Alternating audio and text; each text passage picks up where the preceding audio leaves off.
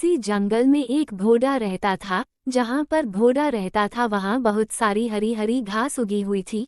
ये घास बहुत स्वादी और रसीली थी। घोड़ा ये घास बहुत चाव से खाता था।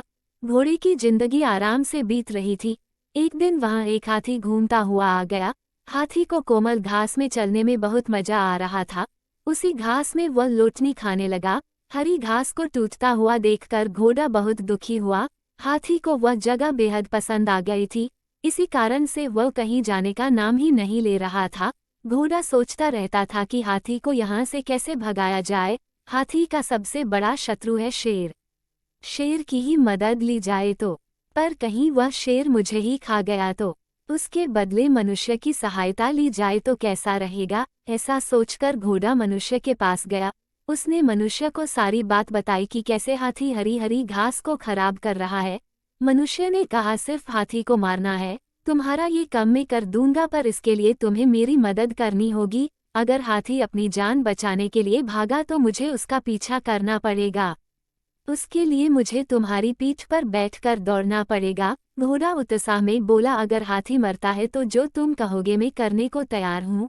अब मनुष्य ने घोड़े की सवारी करने के लिए घोड़े की पीठ पर जीन बांधा और मुंह में लगाम डाल दी।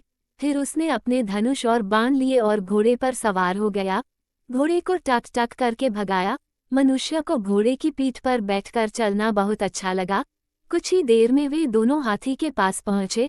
हाथी आंखें फाड़ फाड़ कर देखने लगा, घोड़े की पीठ पर ये नवीन प्राणी कौन है भला।